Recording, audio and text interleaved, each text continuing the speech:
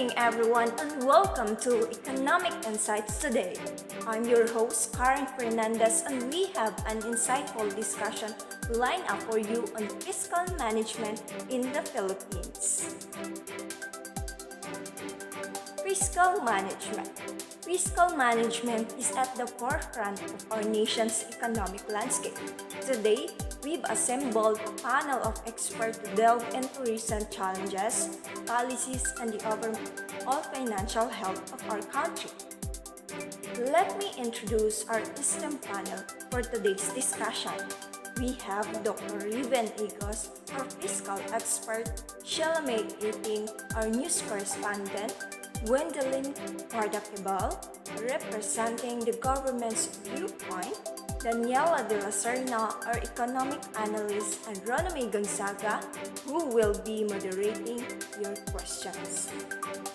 Dr. Santos, could you kick off our discussion by highlighting the importance of a balanced budget in the Philippines context? Certainly, Karen, a balanced budget is crucial for ensuring that the government's expenditures do not surpass its revenues.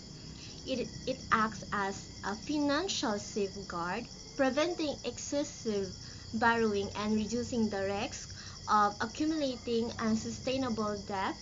When the government maintains the balanced budget, it demonstrates fiscal responsibility, still confidence in investors, and contributes to overall economic stability. This stability in turn creates an environment conducive to sustainable growth, job creation, and improved public services.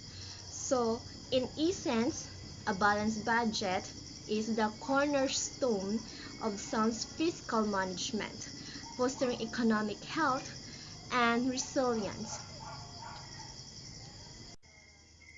Thank you, Dr. Igos. Now, Sheila, could you update us on recent fiscal challenges and policies? Certainly, Karen, in recent months, the Philippines has grappled with significant fiscal challenges, requiring a delicate balance between sustaining economic growth and maintaining fiscal discipline.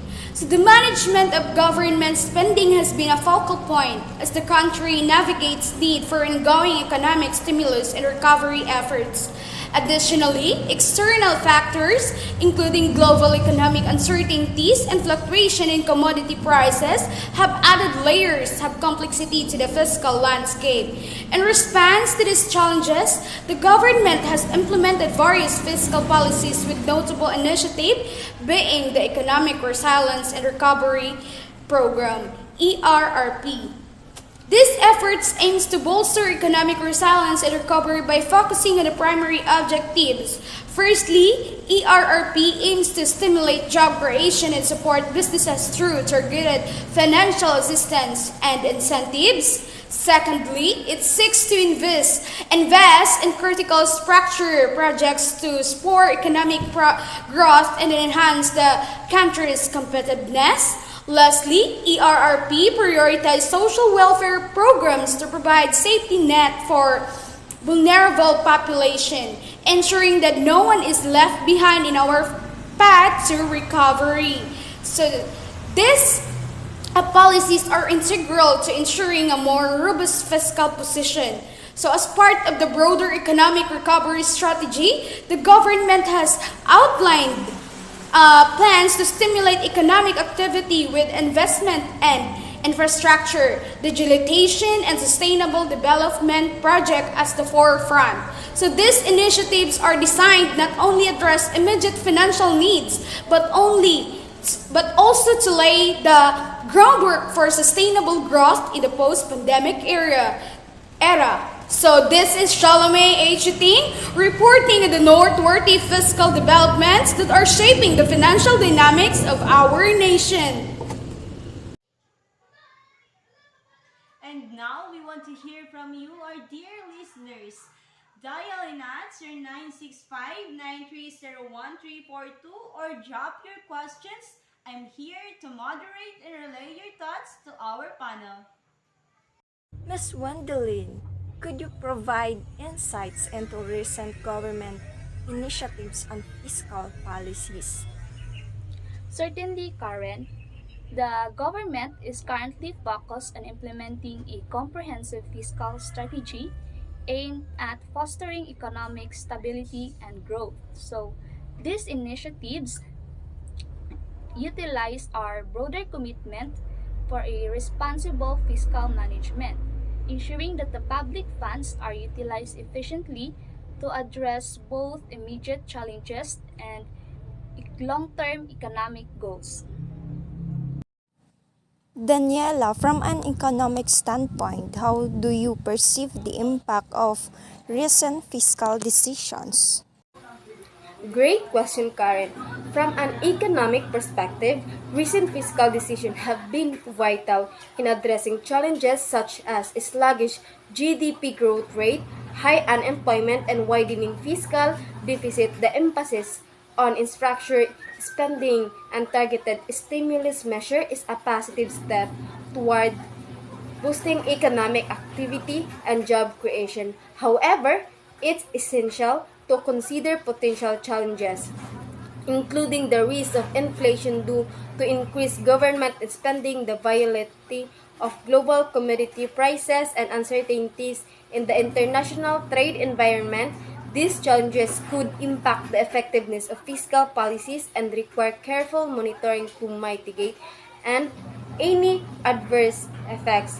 Furthermore, the success of this measure depends on several factors such as effective implementation, coordination with monetary policies, and the ability to attract private sector's investments.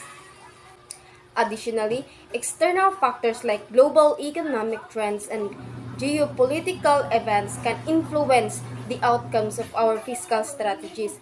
Overall, the economic landscape is dynamic, and a nuanced understanding of these specific economic challenges, potential pitfalls, and various conditions and factors is crucial for informed policy making and sustainable economic recovery. Thank you to our fantastic panel for shedding light on the complexities of fiscal management. Dr. Igos, any closing remarks? In conclusion, it's evident that the landscape of fiscal management in the Philippines is both challenging and promising. Achieving a balanced budget and implementing effective fiscal policies require a delicate balance, and the insights shared today shed light on multifaceted nature of these endeavors. As we navigate through these economic complexities, it's essential for policymakers, business, and the public to work collaboratively in fostering a resilient in and sustainable economic future. I'd like to express my gratitude to our panel and our audience for engaging in this insightful discussion. Let's remain vigilant, adaptable, and committed to the collective well-being of our nation. Thank you. That's a wrap up today's episode of Economic Insights Today. A big thank you to our panel and to you, our listeners, for tuning in.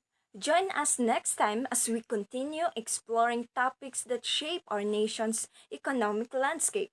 I'm Karen Fernandez, signing off. Good night.